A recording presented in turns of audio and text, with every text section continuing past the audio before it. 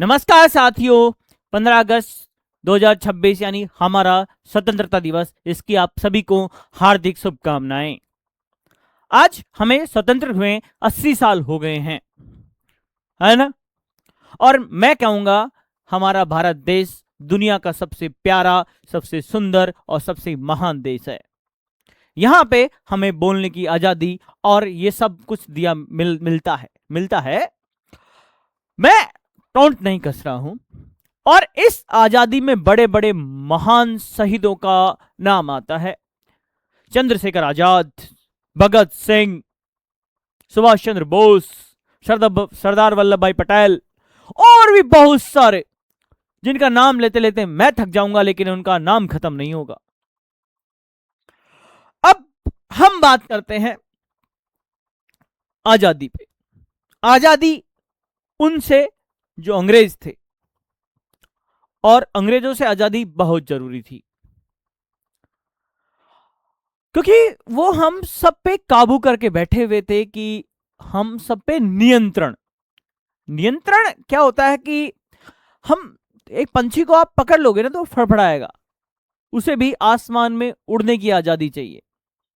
यानी बंधन किसी को पसंद नहीं है, और ये तो हमारे पूरे देश के लिए बंधन था। और उस बंधन को तोड़ने के लिए हमारे तमाम शहीदगियों ने और क्रांतिकारियों ने बहुत बड़े बड़े प्रयास किए। चंद्रशेखर आजाद ने तो कसम तक खा ली थी कि मैं लड़ता रहूंगा, और कसम खाता हूं कि जिंदा पकड़ में कभी नहीं आऊंगा। और जब उन्हें लगा कि अब मैं पकड़ में आने वाला हूं, खुद की जेब में एक एक्स्ट्रा गोली रखी हुई थी और उन्होंने वो निकाली और खुद के कर दी। मैं जाके आया था उस पार्क में, चंद्रशेखर आजाद पार्क में, प्रयागराज में स्थित है।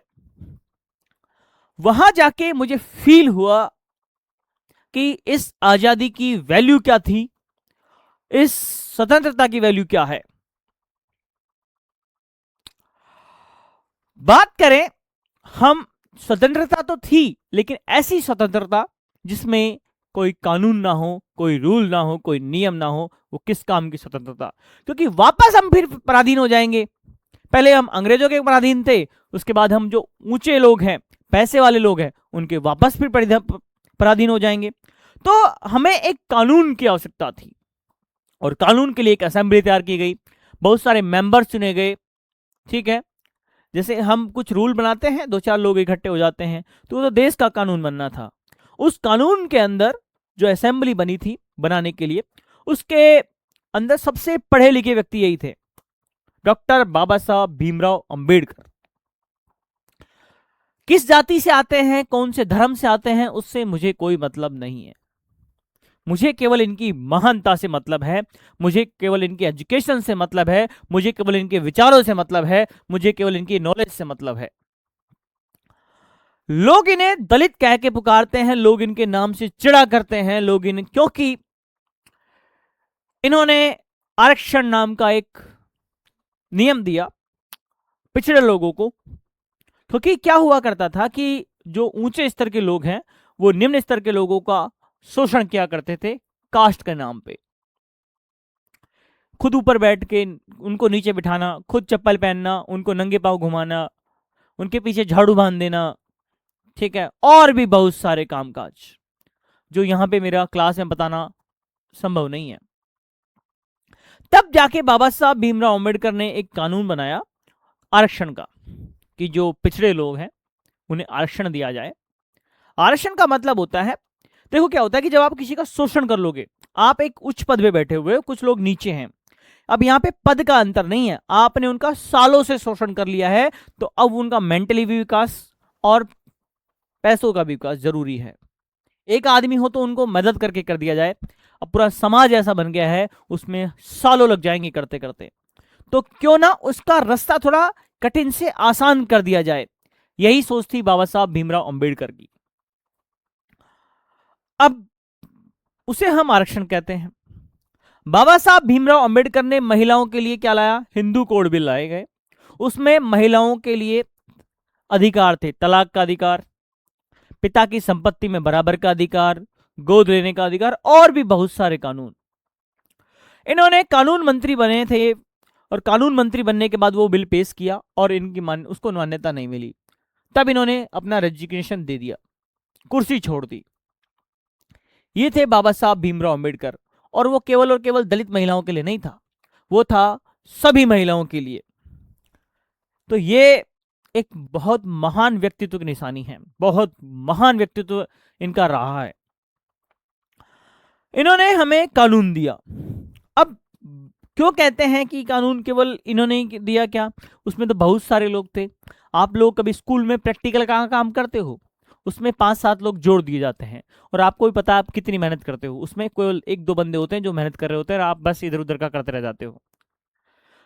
एजुकेशन के नाम पे ये नंबर 1 थे उस टाइम पे, और उसमें बहुत सारे लोग विदेश चले गए, कुछ उन्होंने छुट्टी ले ली और कुछ आए ही नहीं, ऐसा भी हाल था।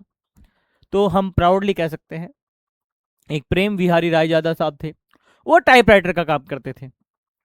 तो टाइपराइटर का काम करते थे, उसका नाम लिखा हुआ है उसके नीचे, पन्ने के नीचे, तो लोग कह देते हैं कि उन्होंने लिखा है ना। अब ये तो मूर्खों वाली बात है, मूर्खों के कोई सींग थोड़ी उगा करते, स्पेशली ऐसे ही तो पहचान होती है उनके नॉलेज से।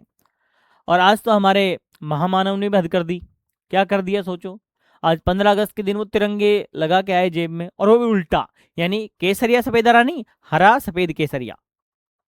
अब ये कौन सा ज्ञान है, कौन सी नॉलेज है, मैं नहीं जानता, है ना। लेकिन मैं यही कहूंगा कि आजादी हमें मिल गई, हमारा सबका तिरंगा एक है। हिंदू हो, मुस्लिम हो, सिख हो, ईसाई हो, शूद्र हो, दलित हो या कोई भी हो, तो हमें जब तिरंगा हमारा एक है तो हम क्या इंसान एक नहीं बन सकते क्या? हमारी सोच एक नहीं हो सकती क्या? हम सबको समकक्ष नहीं देख सकते क्या?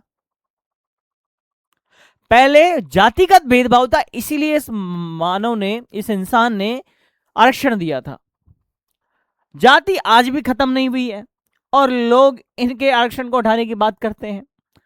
मुझे कोई आनंद नहीं आता आरक्षण लेके।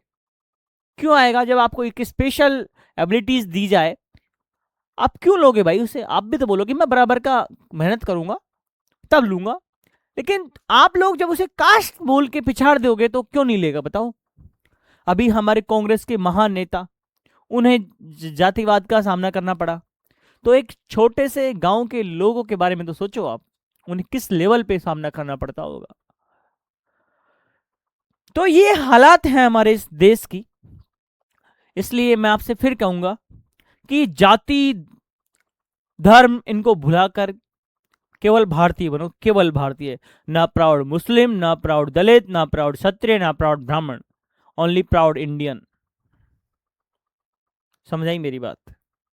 और जिस दिन आप प्राउडली इंडियन बन जाओगे ना, ये आरक्षण और ये सब कुछ अपने आप खत्म हो जाएगा, समझे। क्योंकि आप देखना, जब लोगों को स्पेशल एबिलिटी दी जाए ना, तो उनका ईगो बीच में आ जाता है कि मुझे क्यों मिल रहा है, मुझे चाहिए ही नहीं। यस और नो? ठीक वैसे, लेकिन तुम जब उन्हें गलत फील कराओगे, बैड फील कराओगे, तो वो लेंगे, बिल्कुल लेंगे। तो मुद्दा यहाँ पे आरक्षण का नहीं है, मुद्दा बराबरी का है। लोग जय भीम के नारे को भी क्या समझ लेते हैं कि जातिगत नारा है। जातिगत नारा नहीं है, ये समानता का नारा है, क्योंकि ये कानून ही हमें एकदम समान बनाता है। अब लोग कहते हैं कि आप जब मंदिर मस्जिद जाते हो तब आपका धर्म जात नहीं पूछी जाती, लेकिन जब आप कोई फॉर्म भरते हो उसमें पूछा जाता है। बिल्कुल पूछा जाता है, सही बात है, क्योंकि आप एक गवर्नमेंट का फॉर्म भर रहे हो और वहां पे आपको स्पेशल एबिलिटीज दी जाती हैं। क्योंकि आप फिर वही बात, शोषण आपका मंदिर में नहीं हो रहा, शोषण आपका घर पे हो रहा है, और मंदिरों में भी हो रहा है बहुत जगह। आज भी अलाउ नहीं है दलित, चाहे आप कितने बड़े हो जाओ, है बहुत जगह, खुद देख लेना हम। तो ये सब चीजें सही नहीं है हमारे देश के लिए। ये कीड़ा है, दीमक है, दीमक एक दिन खा जाएगी। तो आज 15 अगस्त, इस 80वें स्वतंत्रता दिवस के दिन, आओ हम शपथ लें, क्या कि हम कभी भी जातिगत धार्मिक भेदभाव किसी से नहीं करेंगे। हम केवल भारतीय कहलाएंगे, केवल और केवल भारतीय। जय हिंद, जय भारत। कल मिलते हैं एक नई वीडियो के साथ।